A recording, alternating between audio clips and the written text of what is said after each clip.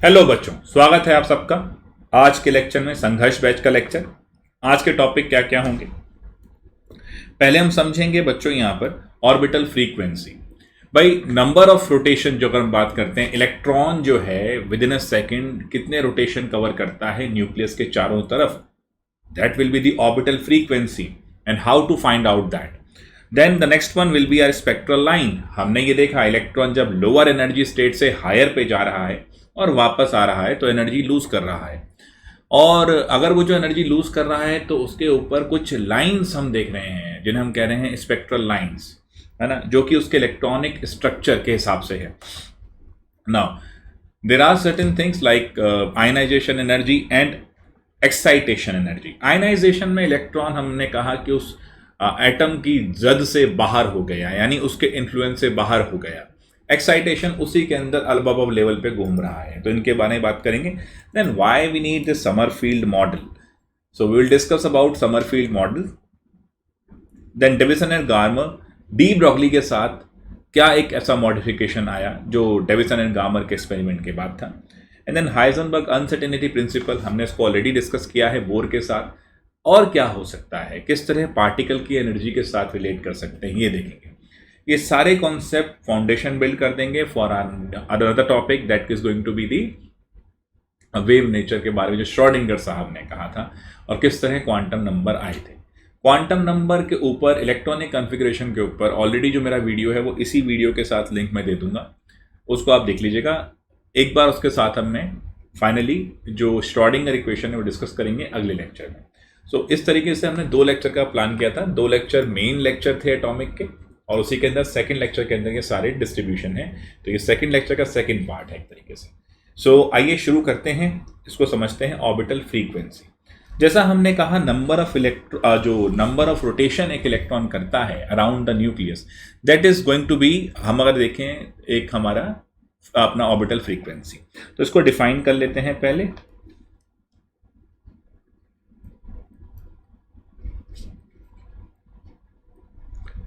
ये क्यों जरूरी है भैया, देखो रोटेशन के ऊपर ही सारी कहानी है। इलेक्ट्रॉन का फिक्स पोजीशन हम दे नहीं सकते, हमें ये देखना है कि भाई इलेक्ट्रॉन एज अ वेव किस तरह बिहेव कर रहा है, तो कितना एरिया कवर कर रहा है। एटॉमिक ऑर्बिटल की बात की है तो फ्रीक्वेंसी तो एक जाहिर सी बात है बतानी पड़ेगी। तो व्हाट वी कैन राइट, देखो नंबर ऑफ रिवोल्यूशन कह सकते हो, रोटेशन कह सकते हो। So number of revolution per second by electron around the nucleus।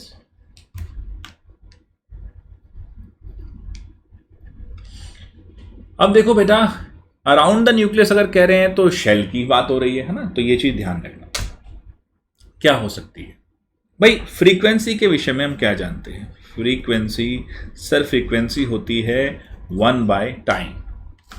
जाहिर सी बात है 1 बाय टाइम की बात करते हैं, पर सेकेंड इसकी यूनिट की बात करते हैं, यानी विद रिस्पेक्ट टू टाइम हम देख रहे होते हैं।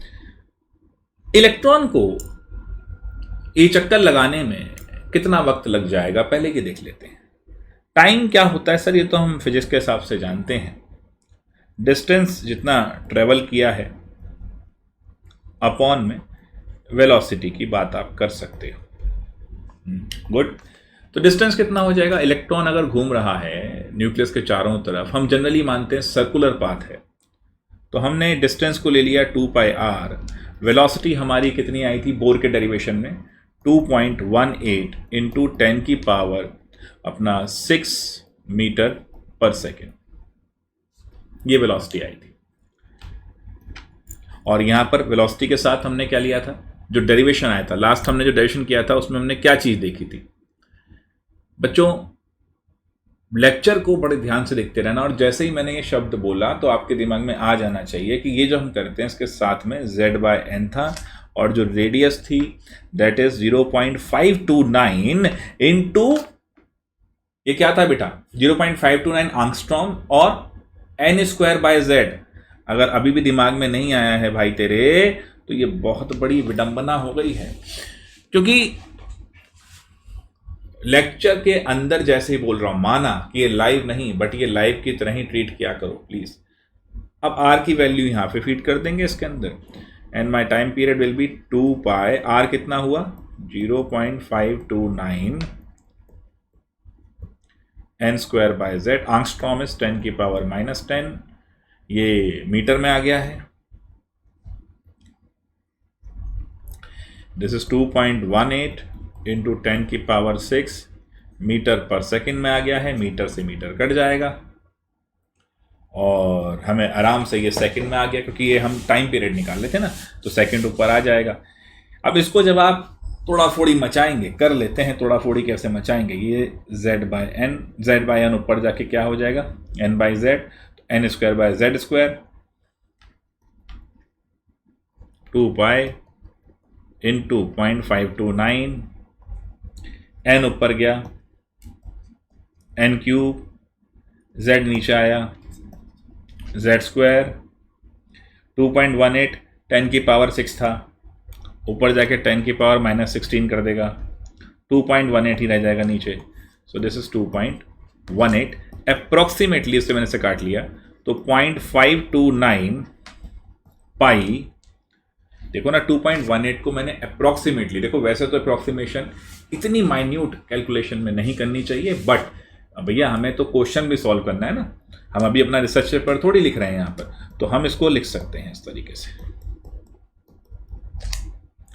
अब इस वैल्यू को जो आया है, ये तुम्हारा क्या आ चुका है, टाइम पीरियड। हमें क्या निकालना था, देखो बड़े ध्यान से, this is my time period. ये जो लाइट होती है ना, ये बहुत ज्यादा आइस पे इंपैक्ट करती है। एक मिनट बच्चों, चश्मा मैंने इसका वाला रखा हुआ था क्या, पता नहीं यार कहाँ चला गया, चलो कोई नहीं, इधर भी नहीं है, कोई नहीं, चलो। सो दिस इज व्हाट, ये हमारा इस तरीके से होता हुआ हमने ये टाइम पीरियड निकाल लिया। हम बात कर रहे थे फ्रीक्वेंसी की, यानी 1/t करेंगे तो ये क्या हो जाएगा, 1/0.529 पाई z square upon n square into 10 की पावर 16। अब तो कोई दिक्कत नहीं, इजी बिल्कुल। बच्चों यहां पर अगर सॉल्व भी करोगे तो ये 22/7 और ये नियर अबाउट तुम्हारा, सॉल्व कर ही लो इसको, है ना, कहीं बाद में बोलो। तो ये ऑर्बिटल फ्रीक्वेंसी आती हुई,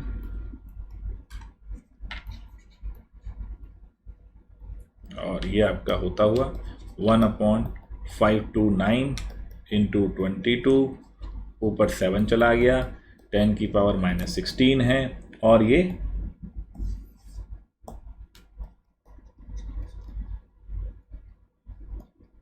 ऐसे। तो ये अगर डिवाइड करोगे, दिस इज नियर अबाउट आपका 1/2, तो ये 11 हो जाएगा, 7/11, तो ये आपका हो गया 0.6, और ये 6.6 समथिंग, 10 की पावर -15 कर लो। तो दिस इज माय, अभी देखो ये पर सेकेंड है, क्योंकि ये जो पहले आया था ये टाइम पीरियड था, ये पर सेकेंड था, इसको अपॉन किया था तो पर सेकेंड हो गया। This is my orbital frequency, और इसको आप न्यू से रिप्रेजेंट कर सकते हो। So I hope orbital frequency is clear to everyone. Mind में रहना है, डेरिवेशन जो हमारा है बहुत इजी है, और बोर के लिहाज से ही हमने डिराइव किया। बोर में जिस तरह से किया था, है ना, वेलोसिटी वहां किया, रेडियस वहां किया, आई होप अच्छे से देखा होगा।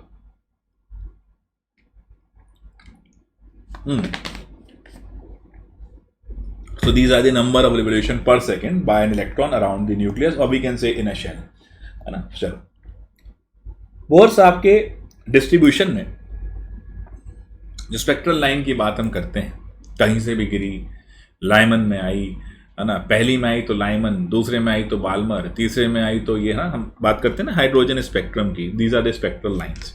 सो हाउ यू कैन से, भाई ये न्यूक्लियस हो गया, पहली शेल के याद करी थी आपने, L M N and then O P, चल सकता है ना।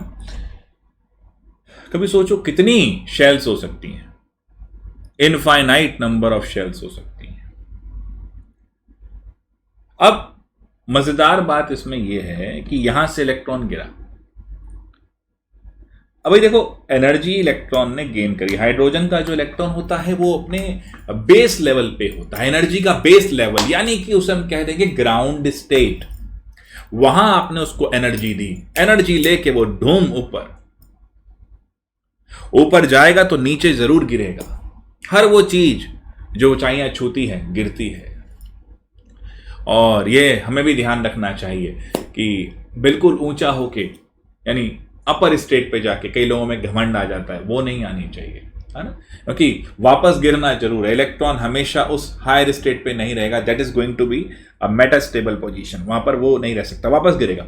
वापस गिरेगा तो एक बेस लेवल होगा उसका। हो सकता है वापस फर्स्ट पे गिर जाए, है ना। तो अगर देखिए, ये जो एक वापस जब गिरा, यहां से एनर्जी ली इलेक्ट्रॉन ने और गया, और लेट से इस वाली शेल से वापस के में आया, तो ये 1 2 3 4, फोर्थ से वापस फर्स्ट पे गिरा। फोर्थ से वापस जब फर्स्ट पे गिरा, अगर कोई भी रेडिएशन इस तरीके से फर्स्ट पे गिरती है तो इसमें बड़ा ही सिंपल सा रीजन होता है। अगर फर्स्ट पे गिरा है तो इसका मतलब हो गया बेटा लाइमन सीरीज। तो this is what my Lyman series. कुछ नहीं है, लाइंस हैं, स्पेक्ट्रल लाइंस की हम बात कर रहे हैं। इलेक्ट्रॉन हायर स्टेट से लोअर स्टेट पे गिरा है तो कुछ वो जो एनर्जी गई है वो इसकी फॉर्म में है। अच्छा, एक एग्जांपल लेते हैं। चलो, हम जब अपनी बात करते हैं, वैसे ये मैक्रोस्कोपिक पार्टिकल की बात कर रहा हूं मैं एग्जांपल देने के लिए, और जो सिस्टम है हमारा वो माइक्रो पे है, बट फिर भी देखते हैं। मान लो हम 5 मंजिल के एक बिल्डिंग में रहते हैं। This is first floor, second floor, third floor, fourth floor, है ना। बच्चों, जैसे जैसे हाइट बढ़ रही है, क्या बढ़ रहा है? MGH, है ना जी, MGH बढ़ रहा है। This is my potential energy level. These are my potential energy levels. So what we can say, if this is potential energy level 1, this is potential energy level 2, this is potential energy level 3, and this is my potential energy level 4. एक analogy ले रहे हैं, है ना। उसमें ज़्यादा वो नहीं है, क्योंकि there is a big difference between हम जो बात कर रहे हैं, we are actually macroscopic particles, and we are comparing it with respect to the microscopic. That electron भी जब लोअर एनर्जी लेवल से हायर पे जाता है तो एनर्जी गेन करता है, और अगर हम यहां से ऊपर की तरफ बढ़ रहे हैं तो हम भी एक तरह से level wise potential energy gain कर रहे हैं। तो जब हम लोअर लेवल से हायर लेवल की तरफ जा रहे हैं तो that means we are actually accepting, absorbing energy. Like potential energy level बढ़ रहा है ना बच्चों। अब इसका नहीं मानते तो जैसे कोई मान लो 4th फ्लोर से गिरा नीचे और कोई फर्स्ट से गिरा, तो चोट का इंपैक्ट, तो वो फोर्स का इंपैक्ट, एनर्जी का इंपैक्ट ही तो है एक तरह से, है ना। चलो, अब फिजिक्स नहीं पढ़ा रहा हूं मैं, नहीं तो उसके ऊपर ही मैं खींच लेता काफी इसके ऊपर, बट ठीक है। Now the thing is, lower से हायर जा रहे हैं तो एनर्जी लेवल बढ़ रहा है, और हायर से लोअर आ रहे हैं तो एनर्जी लेवल कम हो रहा है ना। तो यही है, वो एनर्जी छोड़ रहा है ना पैकेट में, फिर ऐसे इलेक्ट्रॉन कर रहा है। तो अगर इलेक्ट्रॉन कहीं से भी आके, यहां पर देखना आप, और बड़े ध्यान से सुनना बच्चों, ये अगर गलत कर गए, समझ नहीं पाए तो बड़ा मुश्किल होगा। N1 हम लेते हैं जो हमारी फाइनल स्टेट है, और N2 हम लेते हैं जो इनिशियल, जहां से गिरा है वापस, है ना।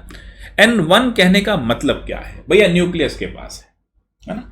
N1 कहने का मतलब क्या है? हाँ, सही चल रहा रिकॉर्डिंग। हाँ, N1 कहने का मतलब क्या है? न्यूक्लियस के पास। यानी अगर मैं इस डायग्राम को गौर से देखूं तो मैं मान के चल रहा हूं, this is my N1, this is my N2, this is my N3, this is my N4, N5 and so on till infinity. So मेरे लाइमन सीरीज में कहीं से भी गिरे, सेकंड से गिरे, थर्ड से गिरे, फोर्थ से नीचे आए, 5 से नीचे आए, 6 से नीचे आए, टिल इंफिनिटी, अगर आता वापस 1 पे है तो ये लाइमन सीरीज है। ठीक है मेरे बच्चों। लाइमन के बाद आती है बाल्मर सीरीज।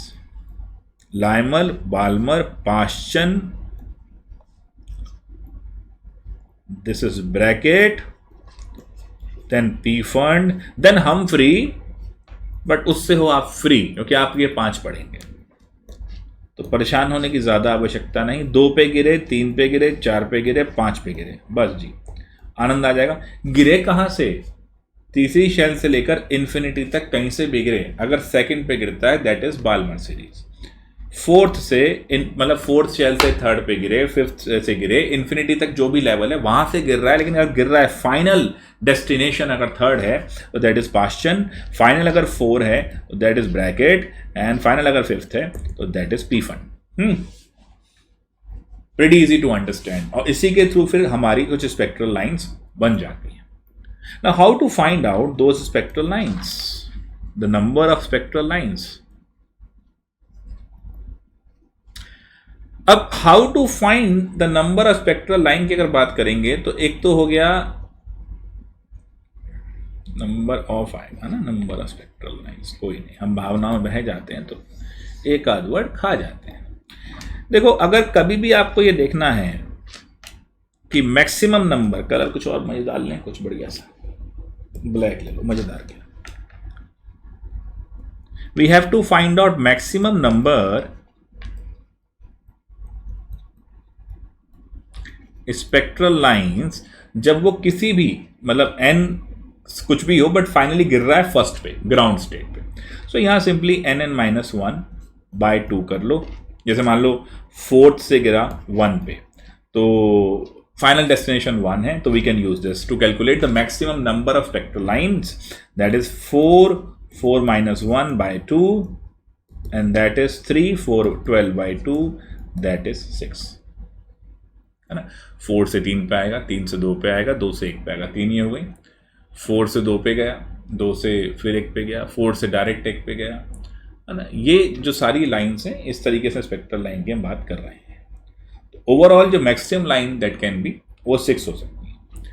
बट अगर हम ये चीज कहें कि 2 एनर्जी लेवल है, ग्राउंड लेवल नहीं है, मान लो n2 से n1 पे गिर रहा है, अब ये ग्राउंड लेवल नहीं है, n1 जो ग्राउंड लेवल नहीं है, तो क्या करेंगे, कुछ नहीं, n2 - n1/2।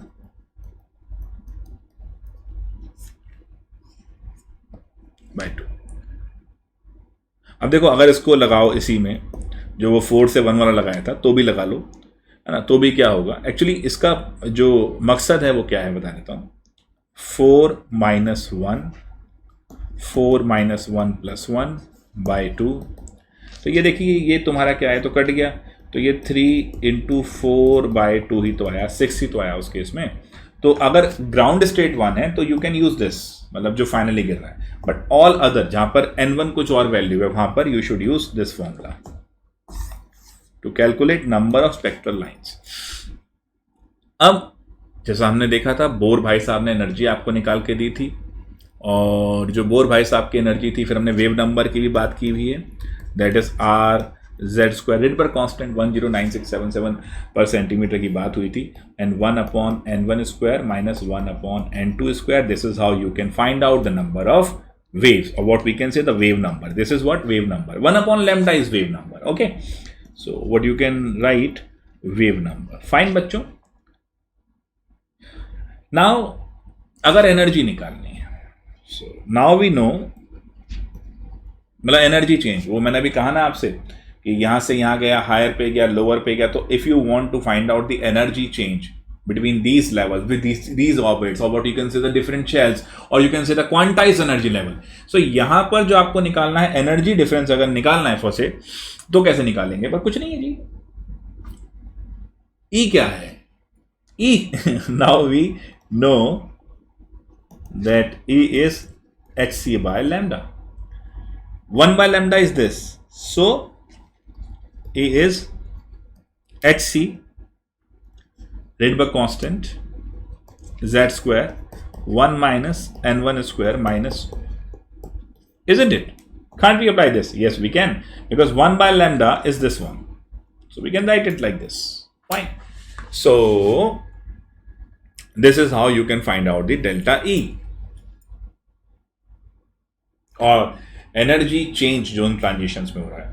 ऐसे बहुत सारे सवाल हैं, अभी जब असाइनमेंट डिस्कशन करेंगे then we come to know कि यहाँ पर इसी तरह के सवाल बहुत रहते हैं, बोर को लेके बहुत बनता है। चलिए, बहुत मजेदार चीज थी। और यहाँ पर एक चीज समझिएगा, कभी का क्वेश्चन आते हैं first line, second line, third line, मतलब अल्फा बीटा गामा लाइन, और कह देगा मैक्सिमम वेवलेंथ कब है, मैक्सिमम एनर्जी कब है, फ्रीक्वेंसी ज्यादा कब होगी।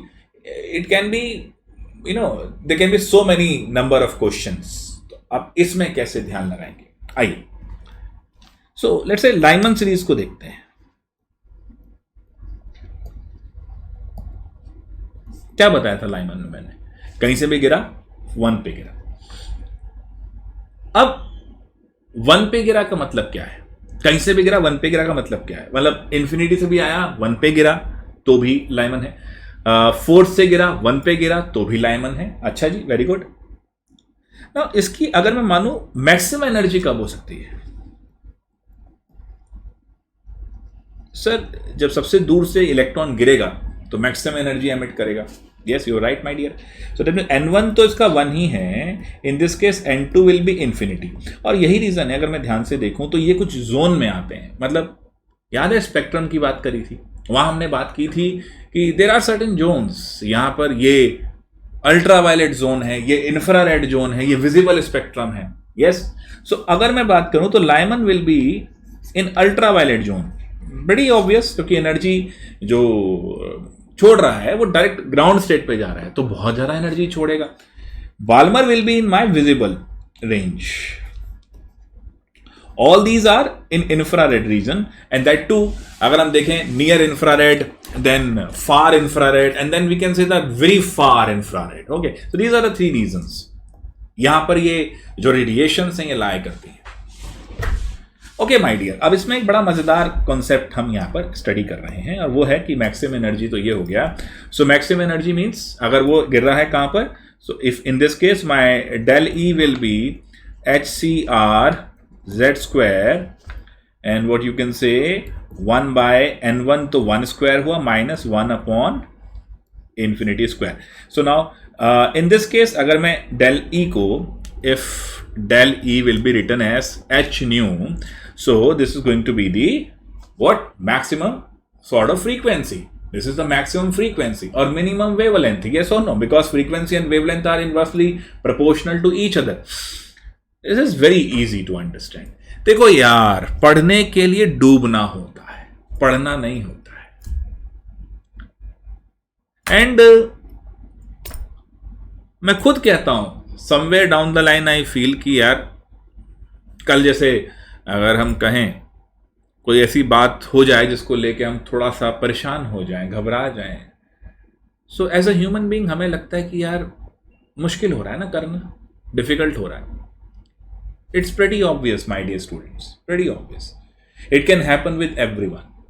वो आता ना ऐड, डर के आगे जीत है। डेफिनेटली सोचो आज ये हम पढ़ रहे हैं, ये कितने साल पहले, उस समय कुछ था नहीं, कोई इंफॉर्मेशन नहीं थी, कोई गाइड नहीं था इस तरह बताने के लिए। लोग डिस्कशन करते थे और डिस्कशन करके ही करते करते आगे बढ़ते थे। हमेशा ध्यान रखना, अगर पौधे को ज्यादा पानी दिया तो भी मर जाएगा, अगर तुम्हें बहुत ज्यादा सपोर्ट मिल गई तो भी तुम खत्म हो जाओगे। जैसे मैं तुम्हें अभी बता रहा हूं, मैं तुम्हें क्वेश्चन करा रहा हूं, मैं चाहता हूं कि तुम असाइनमेंट जल्दी से जल्दी पूरा करो। मुझे एक चीज़ समझ नहीं आ रही, अगर तुम में से कोई बच्चा मेरी हेल्प कर सके, because you are very very advance students, मैं तुम्हें जो असाइनमेंट दे रहा हूं तुम कर रहे हो या नहीं, how can I identify that? यार तुम यूट्यूब पे वीडियो के नीचे डालो, या somewhere down the line I was thinking about कि मैं गूगल क्लासरूम कुछ स्टार्ट करूं उसके साथ along with the app. Purpose तो सॉल्व हुआ मेरा ऐप का, बट ये नहीं आइडेंटिफाई कर पा रहा हूं कि मुझे कैसे मालूम पड़ेगा कि तुमने असाइनमेंट की है या नहीं। भाई फिजिक्स क्लास में तो हम अपने सामने करा लेते हैं, डांट मार लेते हैं, यहाँ कैसे मालूम होगा? इसका किसी के पास सजेशन हो तो प्लीज़ मुझे बताइएगा, और otherwise will start with Google classroom, क्योंकि इस वजह से मुझे 4 दिन वेट करना पड़ा आपका। स्टिल अभी किसी ने यूट्यूब चैनल पे इसके नीचे डाला नहीं है कि उसने कर लिया है, बट ठीक है। सो करो बच्चों, ये जरूरी है। तो ये हमारा क्या निकल के आ गया? Maximum frequency, minimum wavelength. अगर मैं फर्स्ट सीरीज की बात करूं तो फर्स्ट सीरीज क्या होगी? एनर्जी डिफरेंस तो हमने निकाल लिया, and this is SC by lambda. तो मिनिमम वेवलेंथ हो गई हाईएस्ट एनर्जी के टाइम पे, मैक्सिमम फ्रीक्वेंसी हो गई हाईएस्ट एनर्जी। मैक्सिमम वेवलेंथ कब होगी? In my first series, also sometime known as alpha series. What is alpha? पहला, मेरे जस्ट बगल में बैठा हुआ बच्चा मेरा अल्फा है। मान लो मेरे पड़ोस में रणवीर बैठा है, उसके पड़ोस में शाहरुख बैठा है, तो रणवीर मेरे लिए अल्फा है, शाहरुख मेरे लिए बीटा है। रणवीर के लिए मैं और शाहरुख दोनों अल्फा हैं। First series is alpha series. In this first series, N2 will be taken as N1 plus 1. So for Lyman, अगर 2 से 1 पे गिर रहा है तो this is my first series. Fine. अगर सेकेंड सीरीज की बात करता हूं 3 से 1 पे गिर रहा है तो for Lyman series, first series or what you can say the alpha series is what? Nothing. When electron will jump from second to 1 and from third to 1 is second series, beta series. From fourth to 1 is gamma series. Fine. For Balmer, if electron jump from third to second, this is going to be the first series. आ गया मजा? हाँ, ये तो sir बड़ा आसान हो गया. ये तो हम बड़े मस्ती से समझ सकते हैं कि ये चीज ऐसे हो गई. Now what? अरे आगे क्या कर सकते हैं भैया? जो मैक्सिमम हम गए थे एनर्जी लेकर, जहां पर फ्रीक्वेंसी मैक्सिमम थी, वेवलेंथ मिनिमम थी, in first series wavelength maximum आएगी. उसी को जो मैक्सिमम था एनर्जी, वो सीरीज लिमिट था, उसके बाहर नहीं हो सकता. तो अगर मैं लाइमन की सीरीज लिमिट के ऊपर क्वेश्चन दे दूं, बताओ बच्चों सीरीज लिमिट क्या है रे? आसान है सर. कैसे आसान है भाई? सर इन्फिनिटी से गिरेगा ना 1 पे. फॉर लाइमन अगर हम बताना चाहें तो we have to think like this कि भाई क्या है ये? कुछ नहीं है, बड़ा आसान. HC into R. अगर एनर्जी की बात कर रहे हैं, एनर्जी की बात कर रहा हूं बार बार. देखो मैं यहां पर 3 से 2 गिर रहा है तो एनर्जी निकालने के लिए कह रहा हूं. वेव नंबर होगा तो उसके हिसाब से सेट करना है. वेवलेंथ पूछ रहा है तो उसके हिसाब से सेट करना. So I am talking about the energy only. So for Lyman अगर मैं चलूं, सो अगर 1 अपॉन, अच्छा सीरीज लिमिट में अगर वेव नंबर की बात करें तो बताता हूं कैसे करेगा. So for Lyman this is 1 square. Infinity तो we can not identify. Ramanujan साहब बता पाएंगे, हमारे बस की नहीं है, हम बहुत तुच्छ लोग हैं.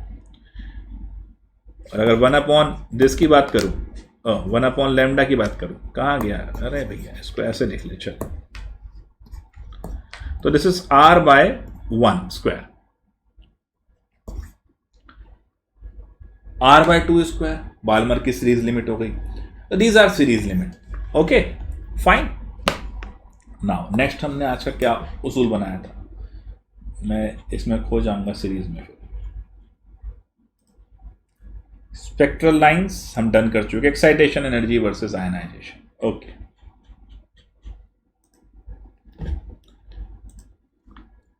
इलेक्ट्रॉन अगर ग्राउंड स्टेट से फर्स्ट उसमें कूद गया, N2 में कूद गया, but within the atom है, within the atom, this is excitation. Electron ने within, let's say 1 electron in hydrogen atom absorbs some energy and moves to let's say shell number 4 or quantization state of 6. This is excitation. This is excitation. Means क्या है? ये within the atom है. मतलब अगर मुझे excitation energy निकालनी है, excitation energy निकालनी है, that is del E. So this is En2 minus En1 and let's say if हमें एक्साइटेशन पोटेंशियल निकालना है, so पोटेंशियल के लिए इसको हमें 4 से डिवाइड करना पड़ जाएगा.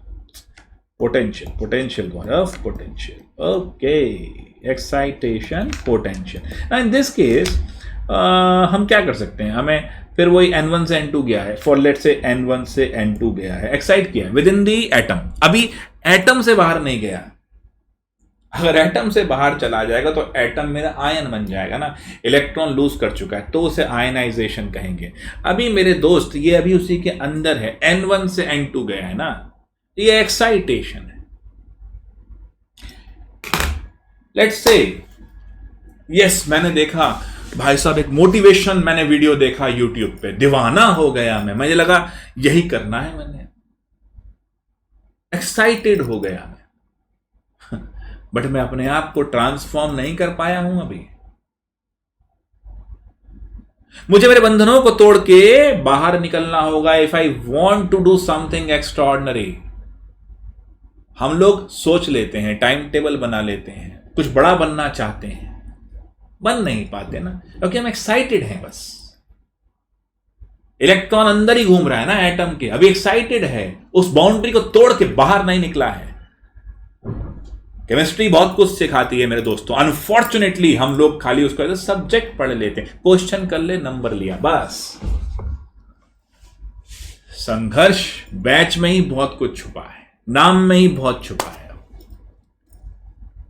दिस इज एक्चुअली यूट्यूब पे फर्स्ट टाइम मैं अपने फुल फॉर्म में आपको पढ़ाने का मूड ले रहा हूं, बिकॉज लक्ष्य और ये तुम्हारा संकल्प बैच तो अभी एनसीईआरटी और somewhat what we can say example based है, बट दिस संघर्ष is totally, this is what chemistry is. Electron अगर सेम एटम के अंदर है, वहीं एक्साइट हो रहा है from one energy level to another energy level, ये एक्साइटेशन है। अभी हम अंदर अंदर खुश हो रहे हैं, कर लेंगे, सपने देख रहे हैं, शेख चिल्ली के हसीन ख्वाब चल रहे हैं, लेकिन to achieve something we have to break that barrier. अभी आते हैं इस पे। So this is excitation potential is what, En2 minus En1 upon charge, जो इलेक्ट्रॉनिक चार्ज की बात कर सकते हो आप, है ना, वो चार्ज। पोटेंशियल तो इस तरह ही आएगा ना, आयनाइजेशन पोटेंशियल, और first of all ionisation energy. हम सभी अच्छे से जानते हैं इस बात को, और इनऑर्गेनिक केमिस्ट्री के अंदर जब मैं इस चीज को और डिटेल में समझाऊंगा तो आपके दिमाग के तार खुलेंगे कि ये एक्चुअली है क्या। The energy required to remove an electron from an atom in its isolated gaseous state, voice ठीक चल रही है, हाँ। एक इलेक्ट्रॉन को निकाला है एक एटम से, इलेक्ट्रॉन निकल गया तो प्लस चार्ज आएगा, डेफिनेटली प्लस चार्ज आएगा भैया, आयन बन गया, है ना। अरे ऑर्गेनिक में क्या पढ़ते थे, चार्ज आएगा तो अनस्टेबल हो जाओगे, अनस्टेबल हो जाओगे तो रिएक्ट करोगे फॉर स्टेबिलिटी। सब कुछ मिल गया तो जिंदगी क्या है, सब कुछ मिल गया तो जिंदगी क्या है, जीने के लिए एक कमी की तलाश कर, ढूंढ वो क्या है जो तेरे पास नहीं है, जो तुझे चाहिए। केमिस्ट्री में ये प्लस चार्ज जो दिखाता है ना, माइनस चार्ज जो चार्ज रब्त होता है, यानी ये दिखाता है कि there is something which is missing. And मैं हमेशा ही कहता हूं, अपने दिल की क्यों सुनो, there is something which I really want to convey, you must listen to your heart definitely and follow it, और it will find a million way to remind that there is something missing. कुछ चाहते हो ना करना, ये जो ionization energy है, ये ब्रेक, ये एनर्जी आती है, इलेक्ट्रॉन इंफिनिटी के लेवल को ब्रेक कर जाता है।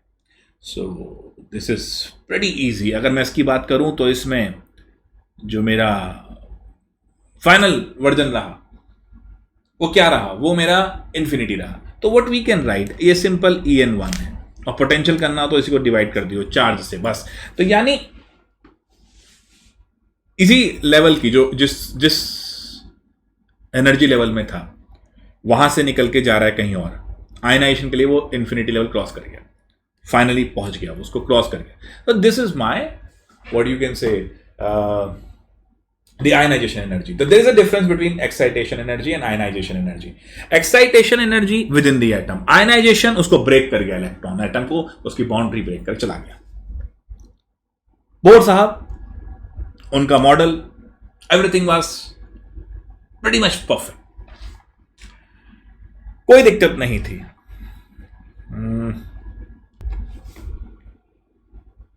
सिंगल इलेक्ट्रॉन के लिए परफेक्टली समझा रहा था, लेकिन मल्टी इलेक्ट्रॉन में बत्ती बुझा रहा था। कुछ अच्छी सक्सेस मिली बोर साहब, जैसे हाइड्रोजन स्पेक्ट्रम में जो फ्रीक्वेंसीज बोर के फॉर्मूले को यूज करके निकाली, वो एक्सपेरिमेंटली हाइड्रोजन स्पेक्ट्रम की आ रही थी। जो एनर्जी डिस्ट्रीब्यूशन के टाइम पे कांस्टेंट आया, वो जो एक्सपेरिमेंटली रिडबर्ग कांस्टेंट था उसके बहुत क्लोज था, 109387 बोर के ऐसा, 109677 ये रियल था। बट यूनिइलेक्ट्रॉन स्पीशीज के लिए एप्लीकेबल था, मल्टी के लिए नहीं था, ये लिमिटेशन थी। इसके साथ साथ हमें पता है Bohr Zeeman effect, Stark effect को नहीं समझा पाया था, स्प्लिटिंग ऑफ स्पेक्ट्रल लाइन नहीं समझा पाया था। स्प्लिटिंग ऑफ स्पेक्ट्रल लाइन का मतलब यह है मेरे दोस्तों, बड़े ध्यान से समझना। देखो जैसे हम नहीं कहते मेगापिक्सल, एक पिक्चर है उसके अंदर छोटे छोटे ब्लॉक हैं, फाइन ब्लॉक्स हैं उसके अंदर, है ना। तो ऐसे ही स्पेक्ट्रल लाइन के अंदर फाइन लाइंस थी, और जब वो स्प्लिट कर रहा था तो वो फाइन लाइंस अपने आप को एक्सपैंड कर रही थी। सो यहां पर इशू आया। इसी बात के लिए हमारे साहब आए मिस्टर सोमरफील्ड। सोमरफील्ड साहब ने जो दिया, जिसे हम आज एल के नाम से जानते हैं, सारा शहर इसको एल के नाम से जानता है। जो बोर साहब ने शेल दी थी उसको एन के नाम से जानता है। तो हाइजेनबर्ग और बोर में जो भिड़ंत हुई थी अपने कॉन्सेप्ट को लेके, दोनों सही कह रहे थे अलग अलग तरीके से। एक्चुअली दोनों अलग अलग बात ही कर रहे थे, भिड़ गए थे कि नहीं हम एक कह रहे हैं। समरफील्ड साहब ने क्या कहा, इन्होंने एक तरह से सब एनर्जी लेवल्स हम कह सकते हैं दिए, बड़े ध्यान से समझना।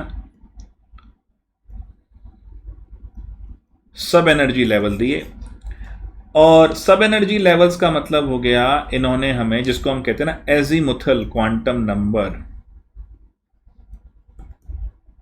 अब उसके बारे में जानकारी दी।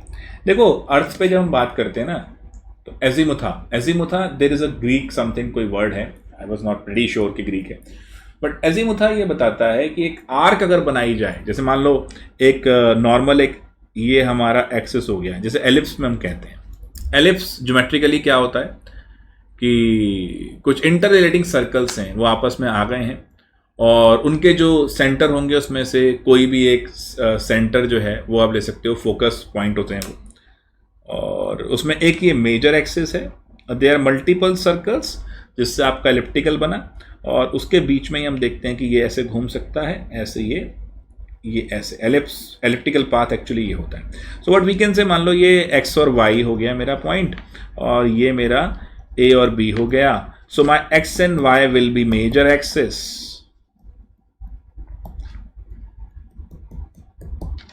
and my A and B will be minor axis. Clear my dear friends? उन्होंने ये कहा कि देखो इलेक्ट्रॉन जो मूव कर रहा है ना अराउंड द न्यूक्लियस, वो सर्कुलर में नहीं है ना, सर्कुलर में नहीं, वो इलिप्टिकल में है। देयर आर मेनी सर्कल्स जिसमें इलेक्ट्रॉन अपने आप को घुमा सकता है, उसमें से ही एक तरह देखा तो इलिप्टिकल पाथ की बात करो। सो यहां पर अब जो सर्कुलर ऑर्बिट थे उससे ट्रांजिशन हो गया समरफील्ड में। So bore was much inclined towards circular orbits, but now Sommerfeld was saying that no, these are not circular orbits. Let's talk about elliptical orbit.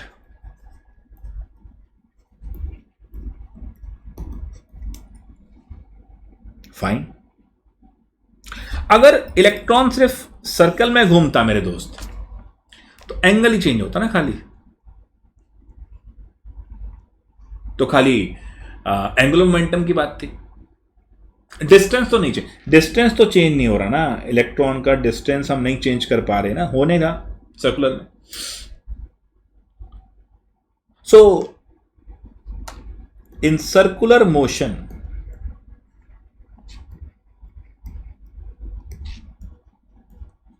only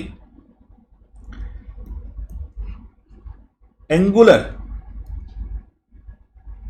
momentum, what we can say, only angular momentum was affected, और इसलिए NH/2π की बात कर दी गई थी कि that is what MVR, because हम circular मान रहे थे। But in case of azimuthal, इस आर्क के अंदर भी, ये मेरा प्रिंसिपल मेजर एक्सिस है, इस आर्क के ऊपर भी बदलाव आ रहा है। तो ये जो डिस्टेंस फ्रॉम द न्यूक्लियस है, जो मेजर की बात हम कर रहे हैं, जो भी हम बात कर रहे हैं किसी पॉइंट के ऊपर, वो भी चेंज हो रहा है, डिस्टेंस भी चेंज हो रहा है। इलेप्टिकल में देखो आप, इलेप्टिकल पाथ में डिस्टेंस भी चेंज होगा, और एंगल भी चेंज होगा. तो what we can say, but in elliptical motion both distance and angle, they both will change. So now we'll say the distance from the nucleus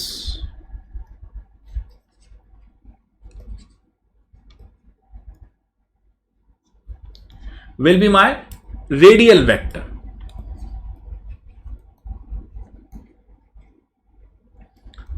और जो angle of revolution change हो रहा है,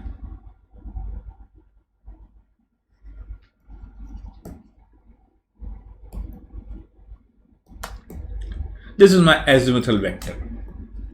और अभी इस क्लास के बाद एक बार सर्च मार के चेक करना व्हाट इज एजिमुथा और एजिमुथली इज. एजिमुथल वेक्टर, ये जो वेक्टर है ये एंगल वेक्टर है. तो इसको वेक्टर से बेटर आप कह सकते हो एजिमुथल एंगल, क्योंकि वेक्टर का जो हम जैसे नॉर्मली हम क्वांटम में कहते हैं कि हम जो सर्कल देख रहे हैं या हम जो भी चीज देख रहे हैं, basically these are lines. But visually experience करने के लिए हम इससे बेटर इसको ये बोलेंगे एजिमुथल एंगल. ठीक है. अब क्या है बच्चे, माय रेडियल मोमेंटम वो भी क्वांटाइज्ड होगा. मतलब समरफील्ड साहब ने ये कॉन्सेप्ट बोर का ही लिया कि my radial momentum along this radial vector, my radial momentum this also is quantized, so we will represent this nr. R is for radial, nh upon 4 pi था वैसे. And azimuthal momentum in this case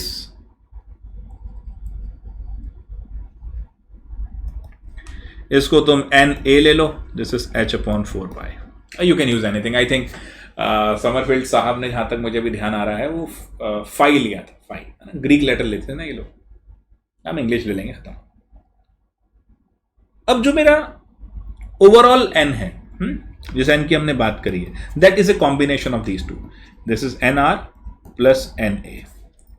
यानी जो bore साहब का हमने देखा, देखो खुद एक सिंपल सी बात है, जो स्पेक्ट्रल लाइन थी उसके अंदर that is the energy level. Now there is sub energy level.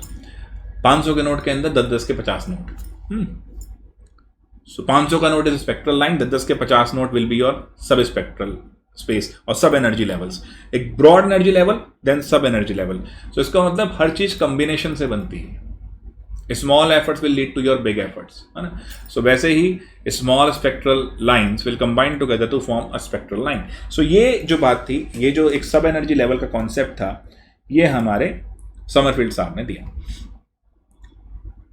अब इसी को अगर हम देखें, दिस इज समवॉट, अगर मेजर एक्सिस माइनर एक्सिस पे लेके चलें इसको, सो अगर मैं ये जो मेरा एन हो गया, that is what n r और एन ए, इसको अगर मैं मान के चलता हूं कि ये मेरा प्रॉपर एंगुलर मोमेंटम है, और इसको मैं अभी मेरे जो एजिमुथल वाला है माइनर एक्सिस, उससे डिवाइड करके देखता हूं.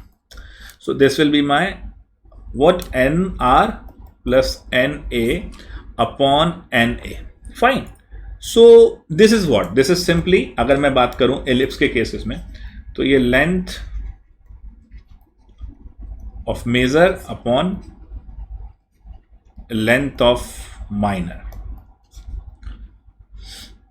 अब अगर मैं ध्यान से देखूं बच्चों, तो अगर मैं एलिप्स मान के चल रहा हूं, है ना, तो अगर मैं एलिप्स मान के चल रहा हूं, तो उस केस में मैं एक चीज कह सकता हूं कि मेरा माइनर एक्सिस कभी भी मेजर एक्सिस के बराबर नहीं होने वाला, क्योंकि तभी तो माइनर है.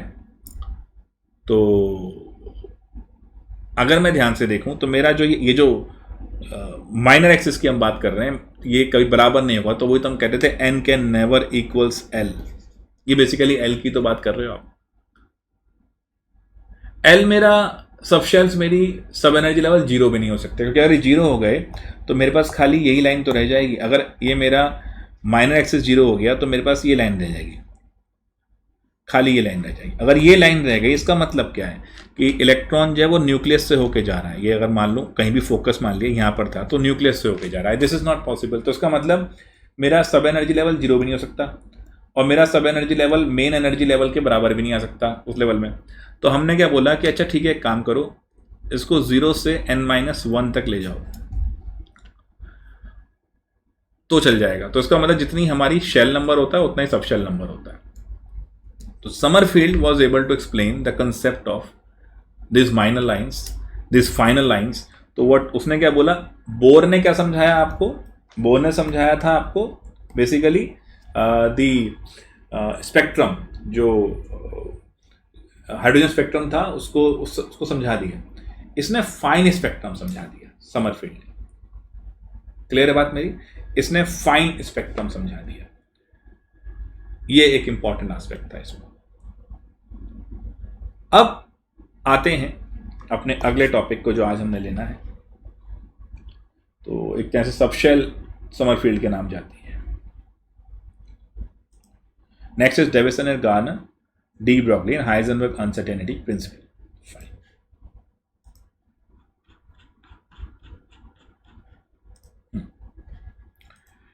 डेविसन एंड गार्नर ने कहा क्या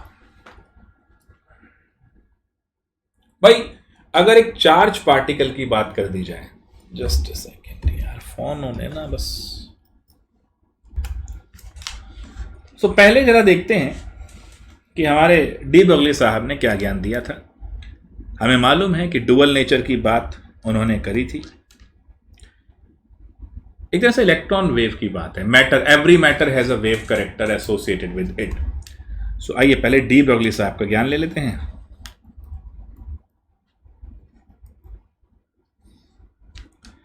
डी ब्रॉगली साहब के ज्ञान में था every matter has a wave character associated with it.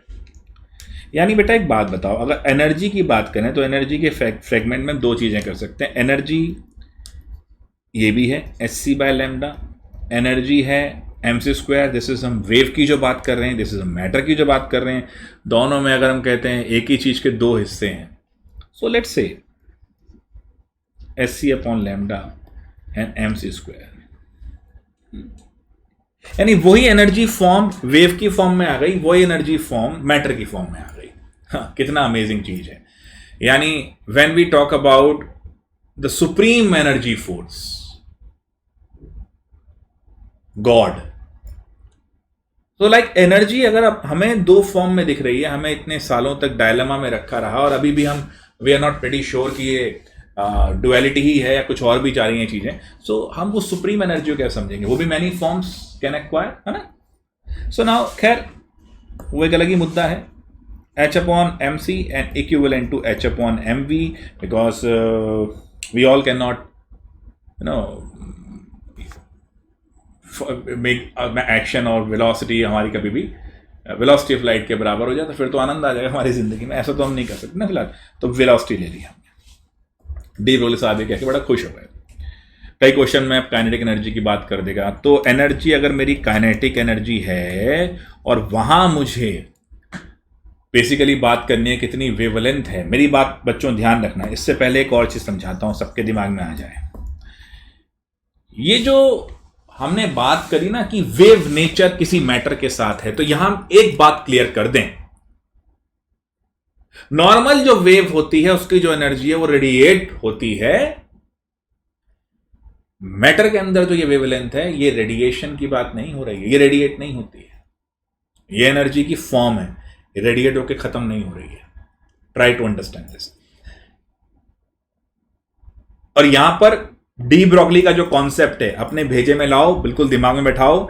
It is saying कि lambda is inversely proportional to momentum. सारा खेल अब मोमेंटम पे ही चलेगा गुरु, ये ध्यान रखना। सो अगर वो कहता है काइनेटिक एनर्जी से लेके देखो तो हाफ mv² आपकी काइनेटिक एनर्जी होती है। Fine. So my kinetic energy is half mv², तो 2 is equal to mv²। Fine. दोनों तरफ m से कर दो multiply. 2 kinetic energy into m is equal to m² v²। इसका ले लो अब क्या, अंडर रूट।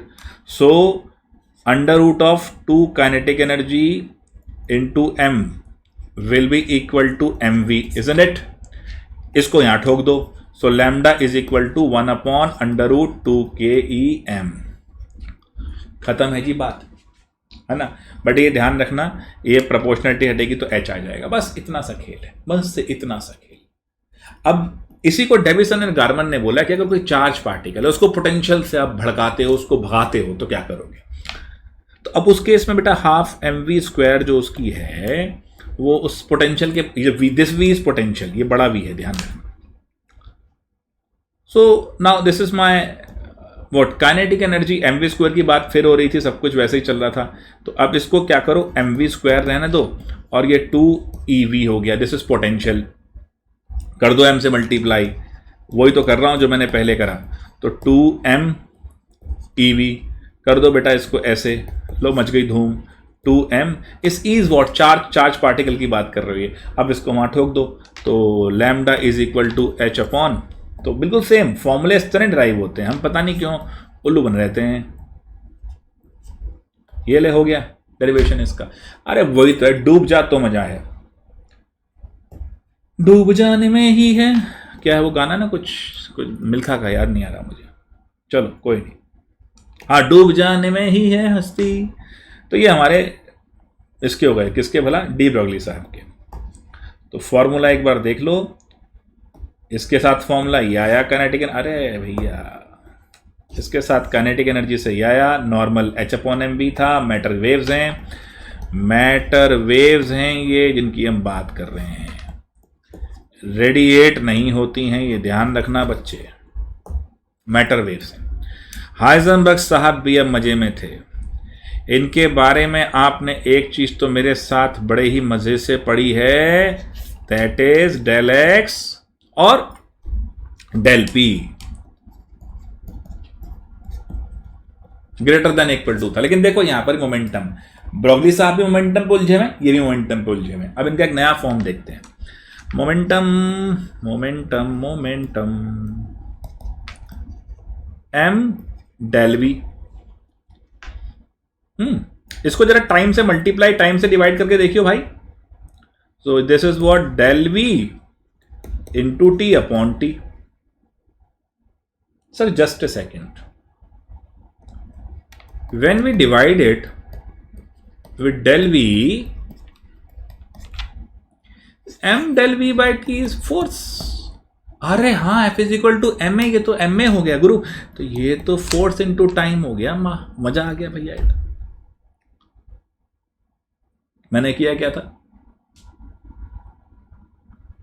सिंपली मैंने मोमेंटम को टाइम से मल्टीप्लाई, टाइम से डिवाइड करा था, मुझे ये मिल गया, फोर्स मिल गया.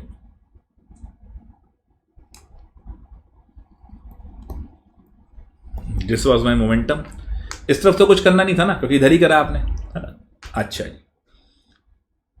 अब इस मोमेंटम को, जैसे ये यहां था, एक्स इज वॉट लेंथ और ये डिस्टेंस हो सकता है, तो इसको डिस्टेंस से मल्टीप्लाई कर देता हूं.